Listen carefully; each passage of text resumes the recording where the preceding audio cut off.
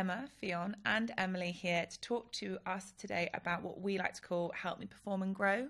It's a combination between learning and performance. And so, as you can imagine, it covers quite a lot of ground. So we brought in 3 experts to help us cover that ground. Guys, tell me, let's start with learning. It is a different situation when you're thinking about a skills approach to a job approach. We've all had to do mandatory learning modules. What can we expect in a skills approach for learning? So we've spoken a lot about kind of skills gaps and identifying critical skills for the organisation. I think when we're thinking about learning, it's a move from the kind of generic mandatory training that everyone has to do to actually targeting and tailoring learning to specific roles or to specific areas where they need new skills. So the idea is that everyone will have a bit of a more personalised kind of learning plan that actually helps them move their skills from where they are at the moment to where they maybe need to be. You can also, as well, with the technology that we have in this space, look at the other employees within the organisation in similar roles and see what they've gone on to do. Because some organisations, people don't always go kind of up the chain. They may go vertically. Mm-hmm. And you can say, hey, you are, let's say, a HR business partner. Do you know that you could also be a project manager? And it will infer those skills that maybe that individual may want to learn. Yeah, exactly. And I think that's the thing. I think we're so, when you say learning in a traditional job role, no one seems to get that excited about it. But if I said to you, if you learn these 5 skills to this level, you get your promotion, and you can see where I'm leading into. It's kind of, it is a big motivator, but it's obviously not necessarily fit for everybody. In a practical way, on a day-to-day basis, what are the changes that would have to happen in the learning and performance space if you're a line manager, for an employee, for it to kind of work in practical terms? I think there's something about thinking of learning a bit differently. So it's not necessarily classroom training. It's not necessarily traditional qualifications. It's about thinking about learning a bit more in the round. So what are you doing on a day-to-day basis on the job, or whether it's kind of learning from other people, as you say, shadowing or some sort of scenario-based learning. And we've spoken about, people maybe going off and trying different projects on the side of their day-to-day role to actually learn some of those new skills as well. Yeah, definitely. I think that's something that the organisation is going to have to embed properly. So things like mentoring, you've got to actually focus on that and make sure that's happening so people feel supported. Mm. Yeah, one of the things that Pavan in our team recently told me is that she really likes the idea of the modelling where, say, one day a week, it's basically a learning day. So you're going into a new project with skills that you and your line manager have identified that you would like to boost.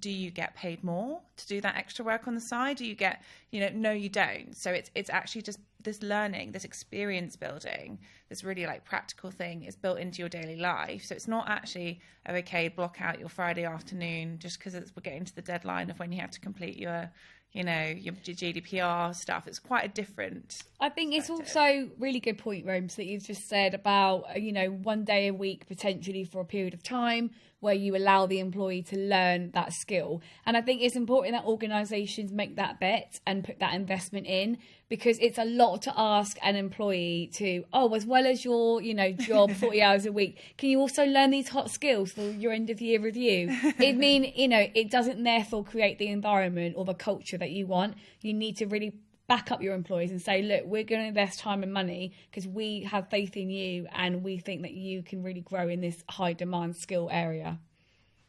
Yeah, exactly. And then there's obviously there's, as an employee, what skills do you want to build? And then also kind of facing, I think one of the things that has been brought up in the period of our campaign is also that relationship between your line manager and you when you're having these performance and learning conversations is a completely different dynamic to what a lot of line managers are having to do, which is to say, yeah, good, this is sufficient, you've done a great job, well done. In this instance, it's quite a different conversation, and obviously it's going to take a bit of upskilling for line managers to know how to do that effectively.